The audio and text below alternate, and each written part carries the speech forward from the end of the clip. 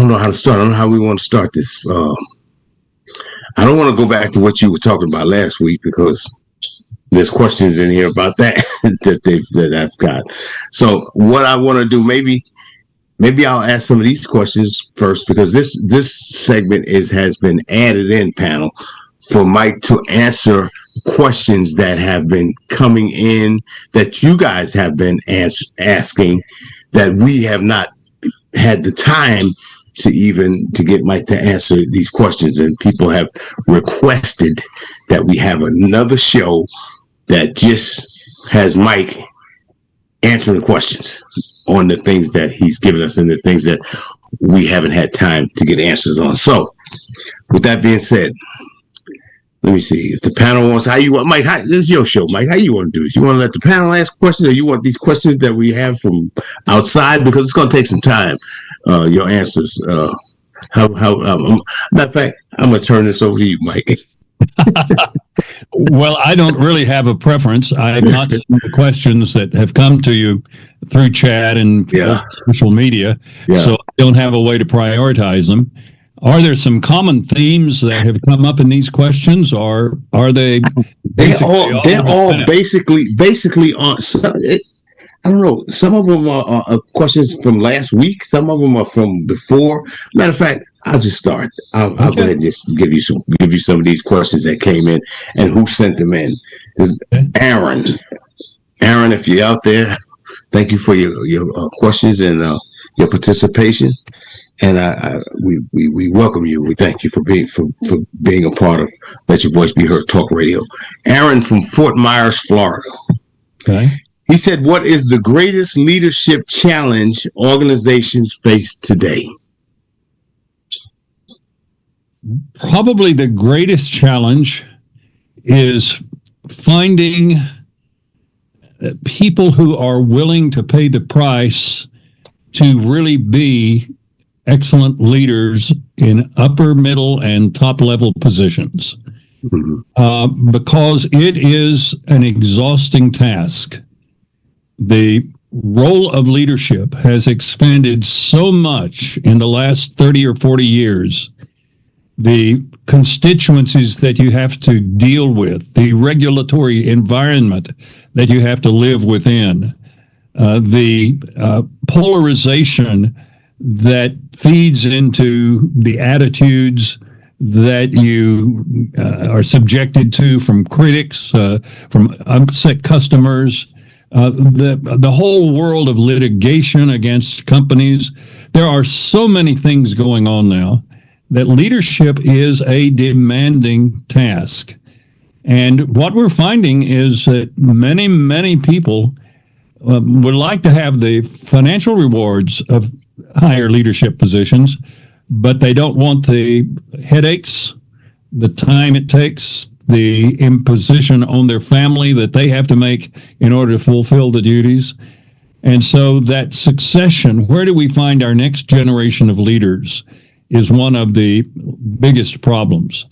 At the lower level, for entry-level leaders, the biggest problem is that here in the United States, not necessarily true in other parts of the world, but here in the United States, our educational system has let us down in the last 30 to 40 years in that we are not producing graduates from high schools and even from universities in many, many cases who are really good critical thinkers, who can take a problem and really analyze it with something other than their gut reaction and their emotional response to it.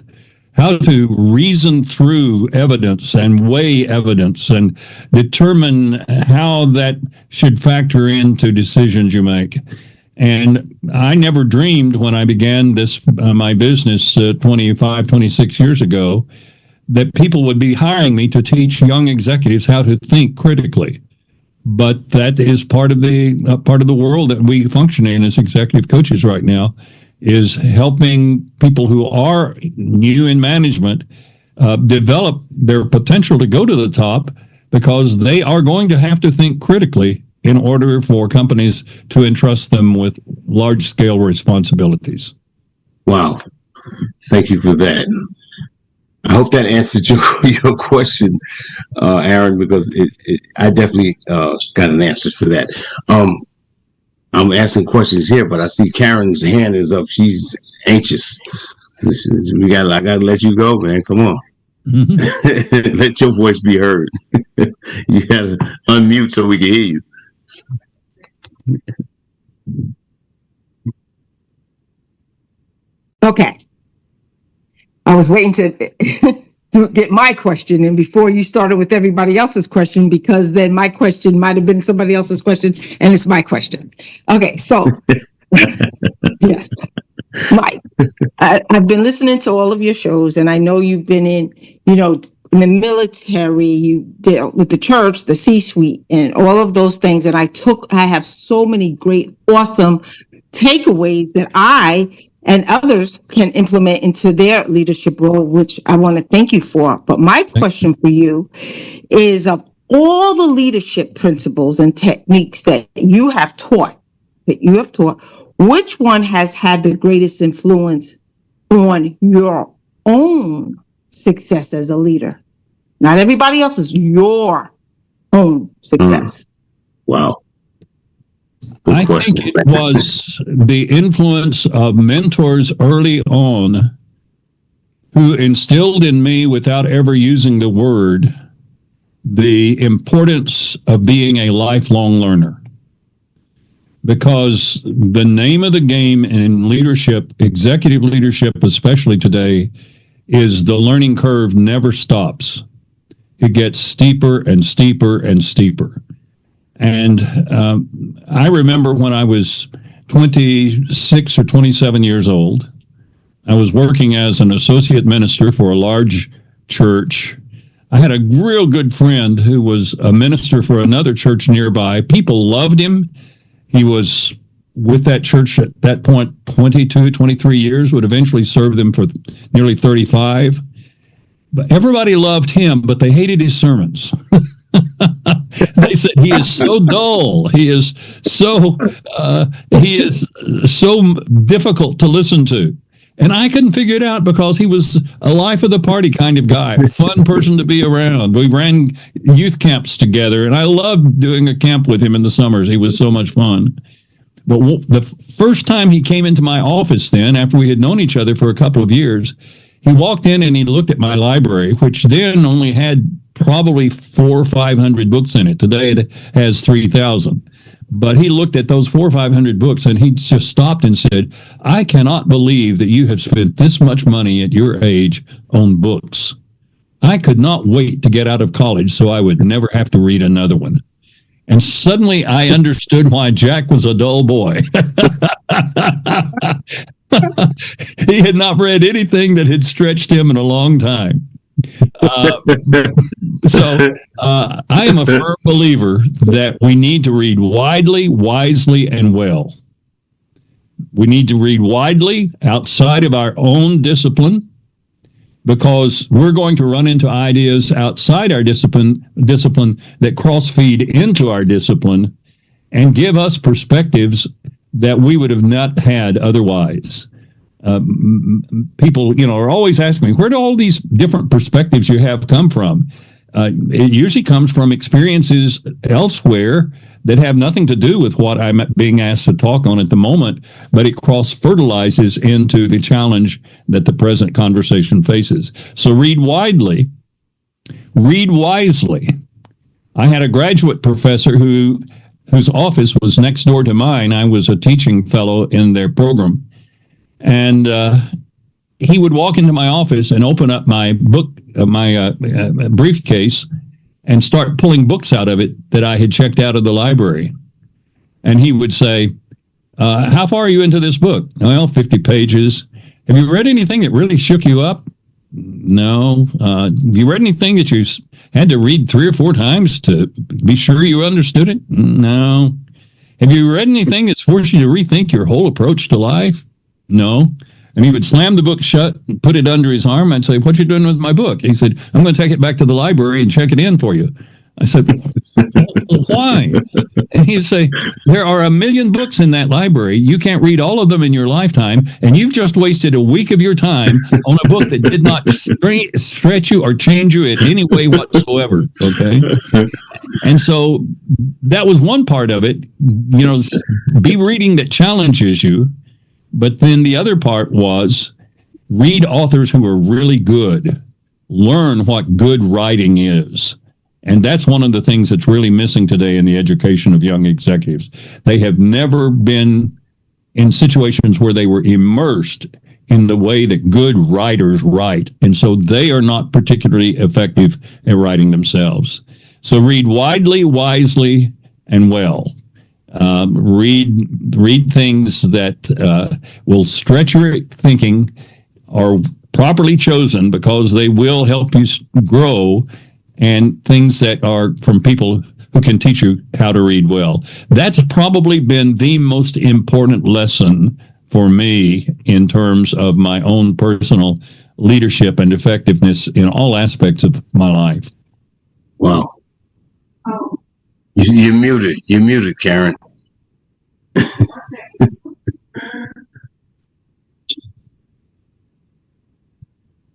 Okay, now you're muted, and you muted your face and everything.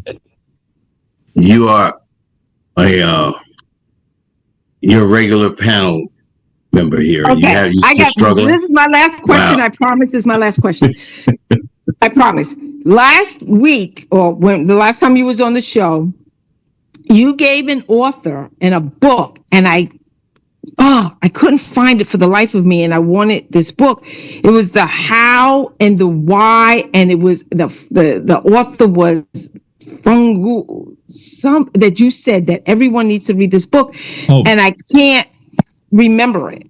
Okay, the author is Viktor Frankl, Viktor. Frankl is Frankl. KL. Mm-hmm. His book. And the title. His book is Man's Search for Meaning. It's available in several different editions that you can find, still widely read. I actually had the privilege of being in the audience when he spoke at SMU, which is just a short distance from me here, when he was 93 years old. And it was one of the most masterful presentations I've ever heard. Spoke without notes for 2.5 hours on a sweeping survey of modern psychiatry and psychology and the curves and detours that it has taken and where we are today. Brilliant man. But the book itself is an easy read, but a life-changing read. Thank you so much. I appreciate that. Thank you, Mike. Thank you for that. Thank you, Karen, for your questions. Let's see. Before I go back to what's been pouring in, since our panelist, Sister Karen, has opened the panel floor, I'm going to go to the chat, and I see there's something here. It says, if you could give one piece of advice to aspiring leaders, what would it be and why? First of all, the two most important qualities for you to really anchor in your life, if you're going to be in tough leadership positions, is first courage and second humility. Do a gut check on where you are on courage and humility.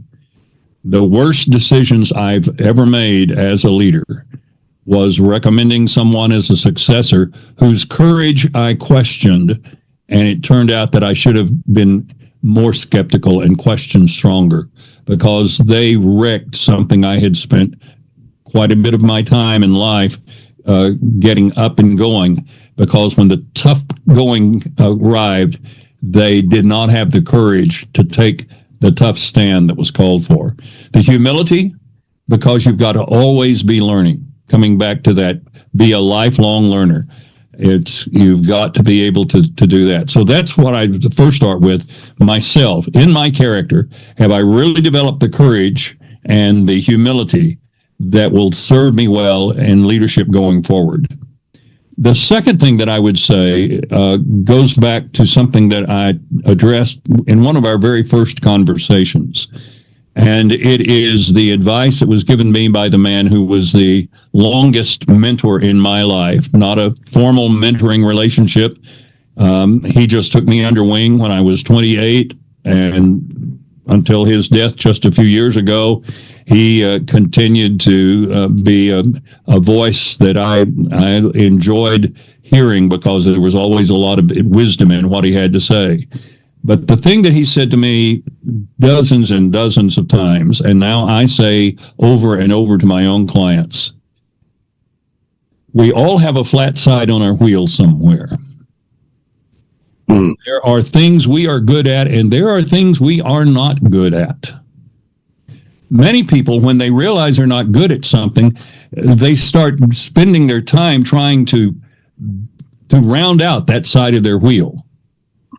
That's not the best strategy, because there are some things I will never be well-rounded at in my life, no matter how hard I try. I'm better advised to use my energy elsewhere. And where is that elsewhere? His statement was, we all have a flat side on our wheel. The sooner we recognize that flat side, there's the humility. Recognize what I'm not particularly effective at, even though I might like to be, might like to think of myself as being. My track record says I'm not real good at that.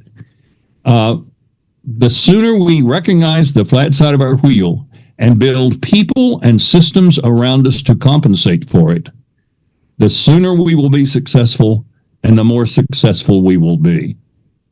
Now, I don't mind repeating that again in this podcast, having said it once in another one, because I think it's the most profound piece of advice I've ever heard anyone give a leader. Figure out what the flat side of your wheel is, and then build people and systems around you to compensate for that. So let me show you how that plays out in my life. I didn't elaborate on that when we talked about it earlier. I discovered early on that I am captivated by the challenge of solving a tenacious problem. I love to dig in and peel back the layers of that onion and find out what's going on underneath what's going on. And the more thorny the problem, sometimes the more energetic I am in getting into it, because I just love solving the problem, particularly strategic problems. But then I have to implement the solution. The flat side of my wheel is the implementation. And the reason is I get my fulfillment from solving the problem. Other people get their fulfillment from implementing the solution. When I go to implement the solution, I start off with good intention and a lot of focus and energy. But what happens fairly quickly is, out of the corner of my eye, I see this other problem over here that's begging for a solution. And I say, man, when I get this implementation finished, I'm going to go look at that. That needs to be done. But I've got to work on this problem right now. I've got to implement this. But then about 10 minutes later, I'm looking at that problem again. And before long, I'm trying to drive this vehicle while looking out the side window. And we know what happens if we drive a car like that. Before long, I'm off pursuing that problem and its solution rather than sticking with the implementation that I was committed to. So whenever I was able to do it, once I came to face that about myself, whenever I was able to do it, I chose my second in command, my number two person, to be someone who loved implementation, had the maturity to approach me and the courage to approach me and say, boss, the wheels are about to come off because you're not paying enough attention to the implementation. You've got to get back on focus here, and hold me to account for the thing that I was not good at. Even though they were doing most of it, there were things that I had to have input on, and I had to have timely input, and I had to have informed input. They would hold me to that task. And so that's the way that it played out for me. And And I have been blessed to have beside me some number two people. Couldn't always do it in the Navy because the Navy often assigned my number two person. But elsewhere, I've had beside me some number two people who were not particularly inventive or innovative or visionary as on their own, but they could recognize a vision or a strategic objective that was really valuable and figure out how to go make it happen. Those have been the people whose contributions to what I was doing accounted for my success much more than my own creativity in solving the problem. Thank you for that, Mike. Wow. And that same person asked, are you going to write another book? As a matter of fact, I'm in the midst of one right now.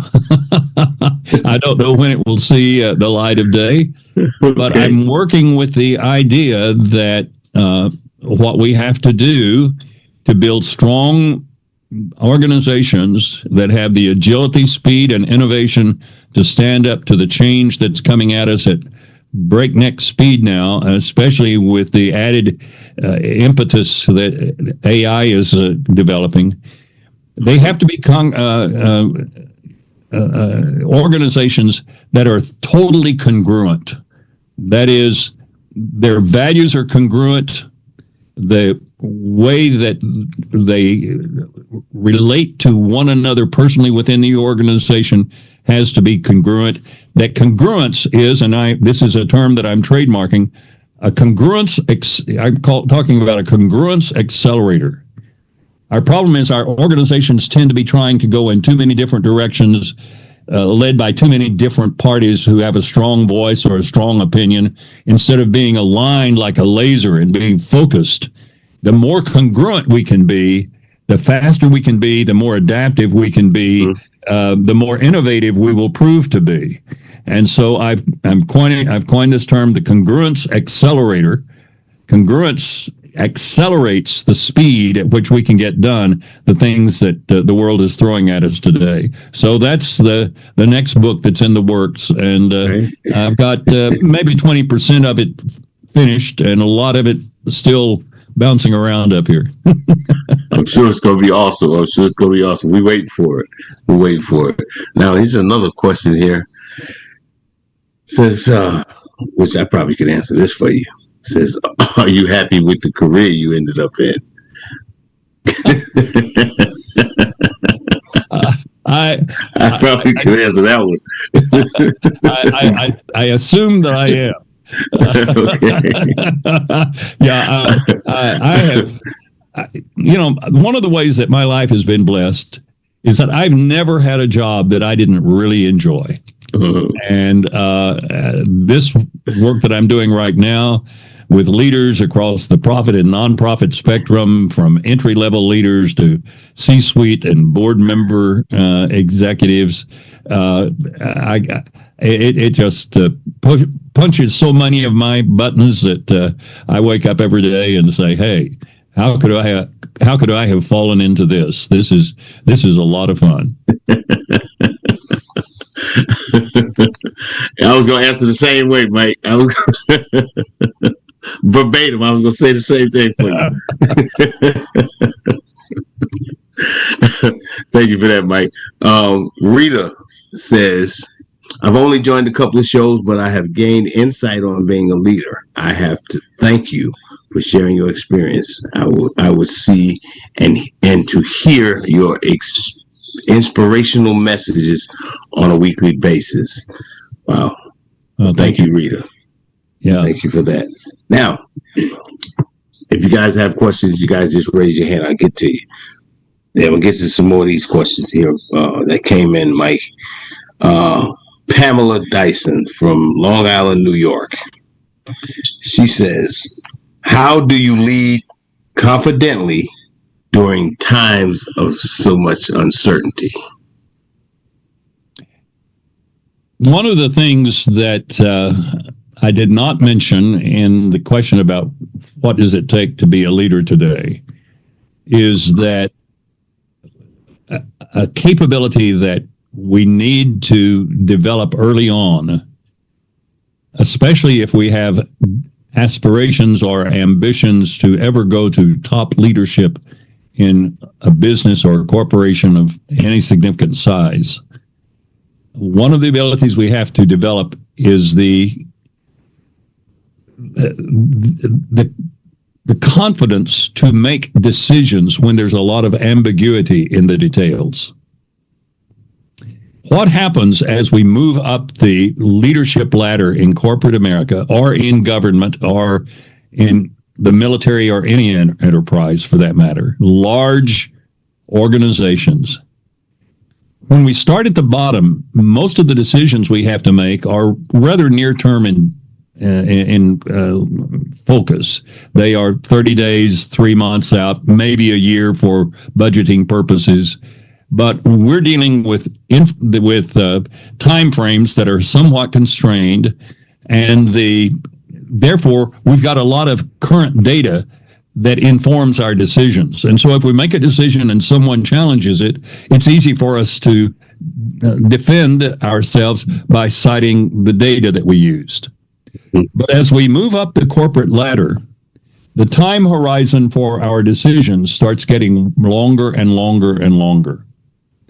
So that by the time we get to the C-suite, the time frame for many of our most critical decisions is 5, 7, 9, 11, 15 years out. I had one executive who was making decisions that had a 30-year span that he had to take into consideration, because he was designing aircraft for aircraft carriers that would not be built for another 20 years.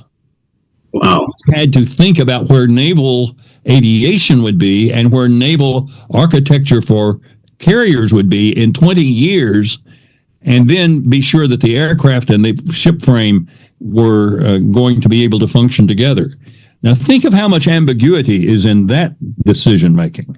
You're having to go on a lot of things other than hard data.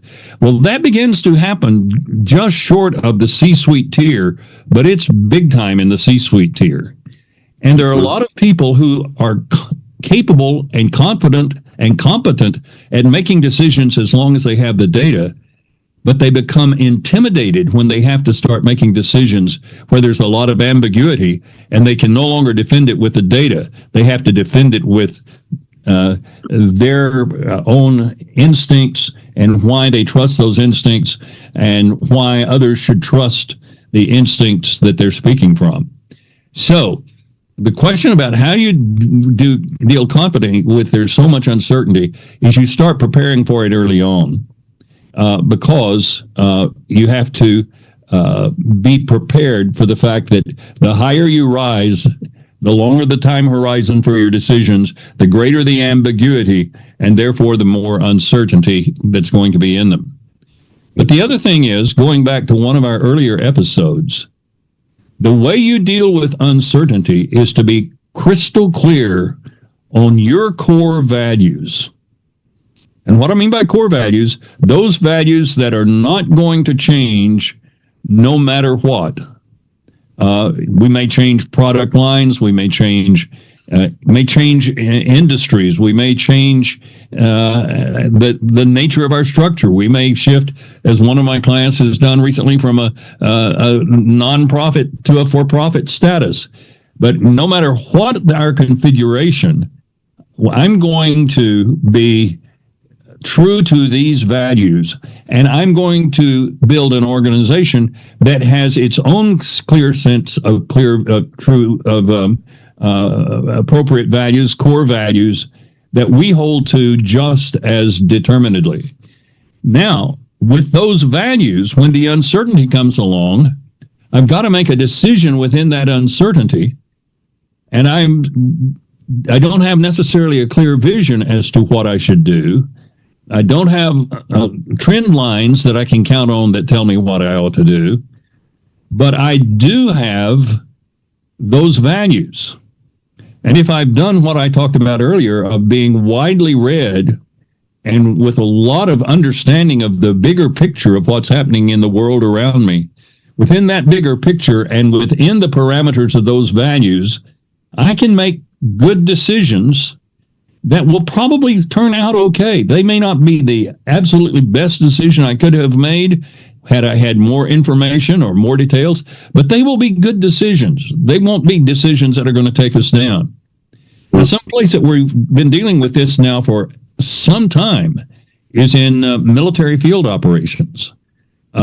Because I was in the intelligence world, we were able in the intelligence world 30 and 40 years ago to give a field commander so much more data from sensors we had overhead and underwater and everywhere else that they were completely inundated with data. They have to make decisions in real time to maintain momentum on the battlefield.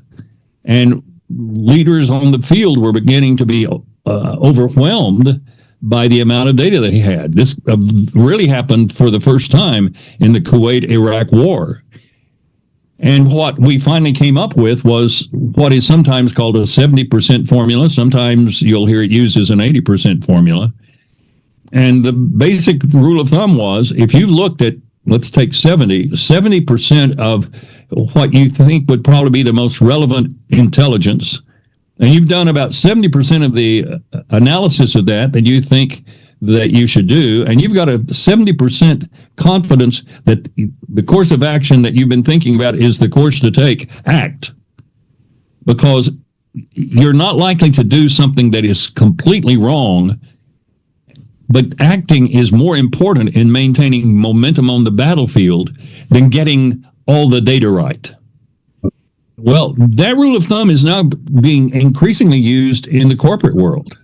You deal with uncertainty by saying, what are the most valuable sources of information that I should consult in making this decision? Have I looked at a good enough sample of those that I know the general sense of the best thinkers in this field? And in that regard, now, am I 70% confident that I know the right thing to do? Act on it. Because your people will start getting demoralized and discouraged if you keep putting off decisions that they feel need to be made in order for them to know what direction they should be going and what they should be contributing to the direction that the organization is going. So don't delay, study, but study with a plan, and you have a sense that 70% confidence, 80% confidence, I'm going to act because I will never get to 100% certainty in time to avoid losing this opportunity. Wow, that's a lot. Thank you so much. And I want to thank you, Pamela Dyson, for that question. I hope that answered your question. I have a question. Oh, just put your hand up. I got you. Just put your hand up. Come on. Come on. Come on, Bernadette. Can I ask my question? Yes, you may. Okay. Let your voice be heard. Okay. So I really like everything that Dr. Mike's teaching us about. And I wondered with leadership, how important is it to involve the friends that you have like around you? How important is it to be careful with the type of friends you pick? Or is it okay to make a friend with everybody you meet? Does that have any influence on being a good leader? I would want to know how you are defining friend. People that you spend time with, talk to, eat meals with, maybe see on a weekly, bi-weekly basis, people around you that know about your life. Okay. Most successful leaders have their friendship circle completely outside their organizational circle. And there's a reason for this. Once you step into the C-suite, and especially once you step into the CEO's role, people read into everything you say, everything you do, every person you speak to, some meaning. So much hinges on your decisions, your approval, your direction setting, your decision making, that everyone in the organization is super attuned to what you're doing. And most people in leadership discover very quickly that if the organization is very large, they have to be very careful about seeming to socialize with certain people in the organization. Because the next time they have to make a tough decision that somehow impacts that person they socialize with, if they make it for that person, then people will think it's a political decision. If they make it against that decision, that person, they endanger the relationship. I'm your friend. Why didn't you choose me for that assignment? Okay. Right. Yeah. So the politics of working within a large corporate setting means, yes, you need friends. You need professional colleagues. There's a difference between a professional colleague and a friend that you socialize or vacation with. Okay. Okay. Those need to be discriminately separated. And the rare occasions on which I have not done that, it has been with friends who understood leadership well enough that they understood coming in that our past friendship didn't mean that I was necessarily going to go with their decision. For instance, I had a former commanding officer who went to work for me as a vice president when I was president of the college. Okay, so here I'm managing someone who used to be my commanding officer. Wow. So people knew we had a close professional relationship outside of the campus. But he also understood that if I said no to something he wanted to do, it was nothing personal. It was my best judgment, and he respected me enough that would stand. So we had some leeway in that relationship I would not have in most. There is a reason why we have the expression lonely at the top. Lonely at the top. Right. Because once you get at the top of complex organizations, there's no one in the organization you can talk to about the things that are worrying you or bothering you or concerning you the most. Because one of the things you soon learn is the people down in the ranks like to be known among their friends as the person who's got a confidential relationship with the president or the CEO. And no matter how much they tell you that they'll keep things you share confidently, they don't. There's one person it will be okay to tell it to. These people will be discreet with it. No, you soon learn that will not play out that way because their ego is caught up in being the buddy to the leader. And so when I was early in my presidency, struggling with the loneliness of it, in a town that was new to me, so I didn't have friends in the community. My acquaintances were all associated there on the campus. And so I was feeling that intensity of loneliness, but thought of it as being somewhat my own struggle. But then I went to a conference that was made up of 18 university and college presidents and chancellors. It was chaired by a good friend of mine who was president of a liberal arts college here in Texas. And we met just for 3 days, just to have a time that we could share with one another ideas or thoughts for doing our jobs better as college presidents. In the course of it, my friend who was emceeing the meeting, facilitating it, said, let me do something. This isn't planned. I want you to take out a piece of paper, and I want you to write on that piece of paper the 3 greatest personal challenges that you deal with in your personal life as a college president. Don't put your name on it. This is not a survey we're going to distribute. I just want to see where we all are. So 18 of us filled out our form, turned them in. I put loneliness as my number 2 issue. I was the only person who put it as number 2 because 17 people put it as number 1. That's when I realized that this statement, lonely at the top, was not just something I was feeling. Leaders at the top know it firsthand. One of the books I started to write years ago, never did get around to it, was a book that would be called Lonely at the Top, that would be built on interviews with top leaders in many different fields who would share how they dealt with this phenomenon. And my goal was to do that and then to come back with a second book that was based on interviews with their spouses that would be called Lonely at the Side. Because what I came to realize is that my loneliness translated into my wife's loneliness. Wow. Because there was so much I could not share with her, and she knew it. And so she felt like she was an outsider in many of the things that I was struggling with the most. So it's not just lonely at the top for a leader. It's lonely at the leader side. Wow. I would read that book. we waiting on a few books from you, Mike. we waiting on those books, man. Thanks for answering my question so thoroughly. That makes a lot of sense, and I'm glad I got to hear it straight from you. Thank you so much. You can mute me. I don't know how to mute it. Thank you for the question, Bernadette. So for the sake of time, it's still a bunch of questions I got here. Let's see.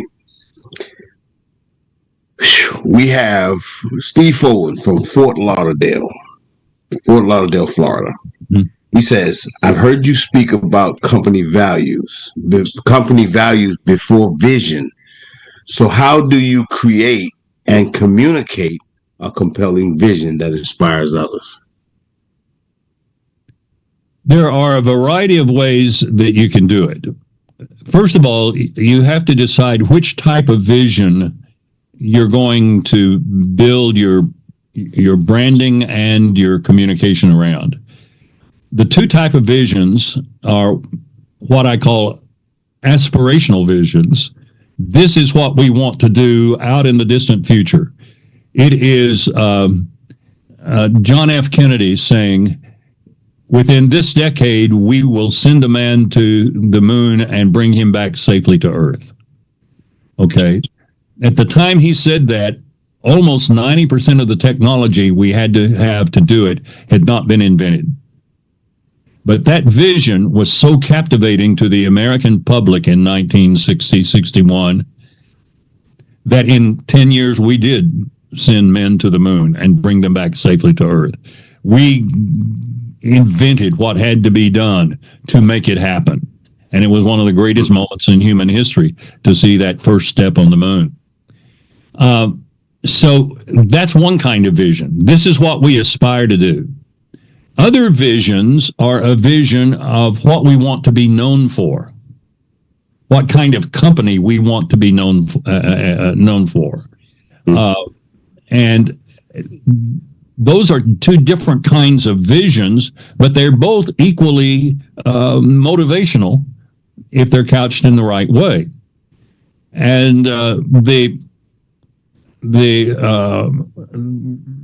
way that we then work with that is that keep in mind that a vision in its own right doesn't do much for us. It's just a nice sounding statement. Where visions have their power is when people get excited about the vision and move to make that vision a reality. How does that happen? That happens when a leader connects the vision to the values of his or her people. That is the motivational challenge wherever we find ourselves needing to motivate people. We have to connect their values to our vision, which means we've got to be focused on what are the things that they value that I can connect this vision to. Show them how that by achieving this vision, they get the benefit of seeing that value that they have fulfilled. And so in developing a vision that is compelling, there needs to be a lot of dialogue with your people about ideas that could be our vision. Where would you find excitement if we were to go in a given direction or if we were to undertake certain priorities? So there's got to be a lot of dialogue. Once the vision is established, the second thing is always talk about it. If you're not talked about your vision so much that people are saying you talk about it too much, you haven't talked about it enough. Your test is, have I talked enough about my vision? Well, how many people have complained that I've talked about it too much? If I'm not getting any complaints like that, I haven't talked about it enough. Because vision fades, just like our eyesight. As we age, the eyesight gets dimmer. As vision ages, it begins to get more and more blurred. We've got to keep calling people back to it because it's the direction we're going. It's the distant marker we're keeping our eye on. And one of the things we do is we tie commendations in the organization. When we commend a person for something the individual has done, or a team for what it has done, or a division for what it has accomplished, we always say that's the kind of thing we've got to have more of in order to accomplish this aspect of the vision.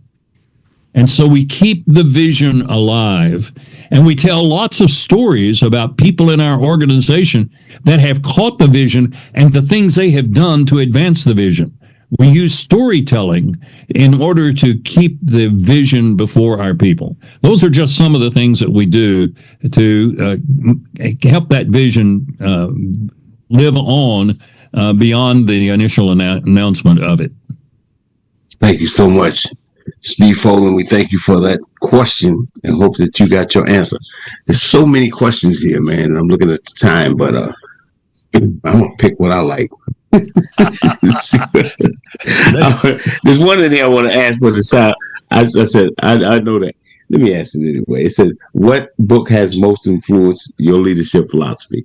Now, it better be the book I'm thinking about. Yeah. Come on, Mike. There's no doubt that people who hear me talk realize that my value structures and my understanding of how the human being should function as an individual, as a family, as a society, are very much aligned with biblical values and biblical perspectives. That has been the most important book for me overall. And yet, there are so many things that the Bible, to fulfill its purpose, doesn't really address that are leadership issues. For instance, and you've run into this in ministry, many of the issues that are brought to us as ministers are not issues that the Bible has any guidance on. An example, I became one of the early therapists in the field of multiple personality disorder. I ended up going to Europe and being on panels that taught therapists in Europe how to deal with multiple personality disorder. That happened because we had people in our congregation who were illegal immigrants at a time when that was really a consequential thing in our society, who came to me for counseling. They could not go to a public counselor because they could not reveal their status, and without revealing their status, they couldn't get any help. And as a result, they would come to me, and I had no idea what this was that was sitting in front of me, but it was different. And so I began to work with these people just to try to understand what was going on, and eventually became a support therapist for clinics that really worked with this kind of disorder. Well, there's nothing in the Bible that's going to help me as a minister deal with multiple personality disorder other than just a commitment to be compassionate and listen well and pray and work well with people. There are equivalents in leadership. There are many aspects of leadership that the Bible is silent on. So it can't be the only guide, but it is certainly a central anchor in the way that I view the world and what I believe about people and about their possibility and potential. Thank you so much, man. I said I know the book he's got to say. I was going to say it for you, and I hope that answered your question. That was from Greg Rosie in Tampa, Florida. Okay, we have time for one more question. Okay. Let me see here. Okay, this is Joe G from Memphis, Tennessee. He says, "How do you recognize when it's time to pivot your strategy?" That's a question that's being asked more and more because we're realizing the importance of the pivot. The question is, what is going to be my metric that tells me that I need to pivot? My brother, who is a very successful CPA and has put together some very big companies, I one time asked him, given the fee you charge people to put together partnerships and corporate documents, what is the most important service you provide for them?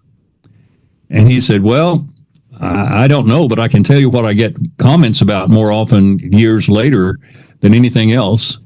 And he said, that is, after all the documents are drawn up, I lay the documents in front of the client for them to be ready to sign. I put a pen there and I say, now, before you pick up that pen, I want you to tell me this.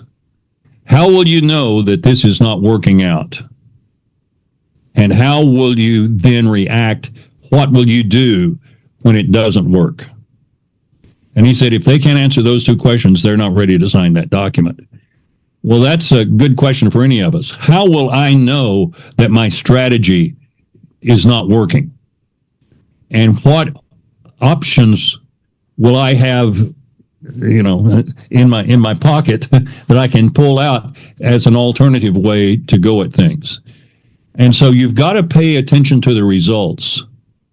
The best sounding strategy that's not getting results is a strategy that you need to get away from. The best marketing campaign that's not bringing in clients is a campaign you need to scrap. You've got to be results driven. The results will tell you whether the strategy is working or not. And if the results are not giving you what you expected, then it's time either to revise or abandon that strategy.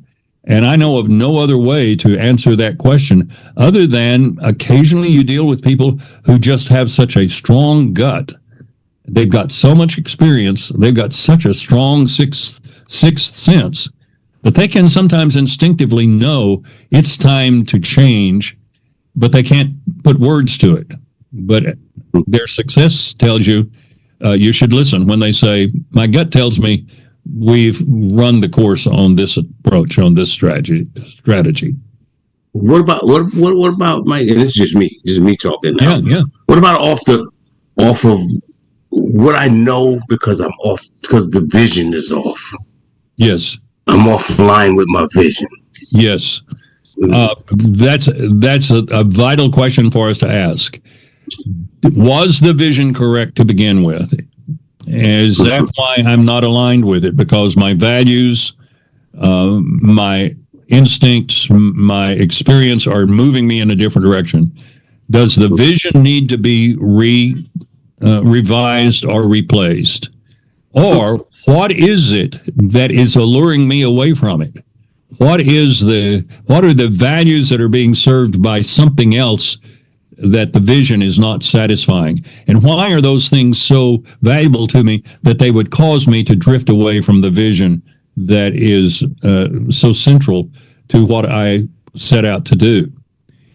In that kind of setting, as I'm trying to determine whether or not the vision should be set aside, we need to realize that visions are designed to be achieved and replaced.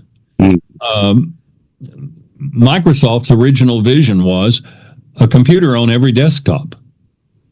Well, about the end of the 1990s, the early 2000s, they woke up one day to a world in which there was a computer on every desktop. Now, what's your vision? And quite honestly, Microsoft spent ages trying to figure out what the vision was. They've gone through several iterations of it. And now the vision, I'm not quoting the vision, but this is fundamentally what it is: a world in which any device can talk to any device. Now, you think about what you're seeing in the world. That is the world we're building, a world in which any device can talk to any device. Wow. That's their vision. So visions are made to be replaced.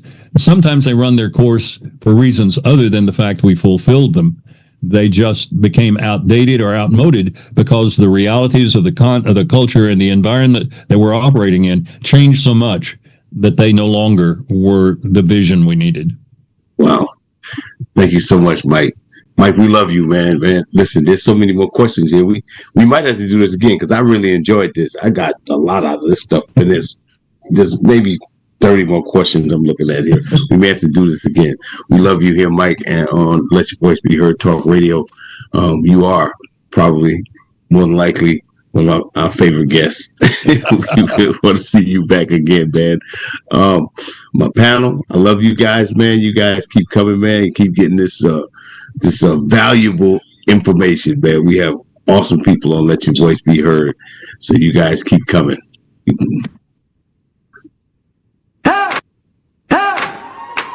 Step in, lean in, mic on, and begin. Hey!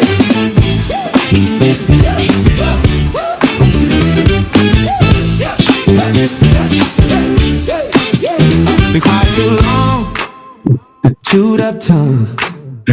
Turn down songs, clock keeps ticking on the wall. But your name's still missing from the roll call. Let your voice be heard, say every single word. From the low notes to the sky, your hands up high. Let your voice be heard, loud, clear, undeterred. If it shakes the room, that's how you know it's you. A truth tucked deep in your chest, heartbeat tapping out, say it, confess. Crowd might stare, let them do what they do. They never held a fire living in you. Let your voice be heard, say every single word. From the low notes to the sky, throw your hands up high. Let your voice be heard, loud, clear, undeterred. If it shakes the room, that's how you know it's you.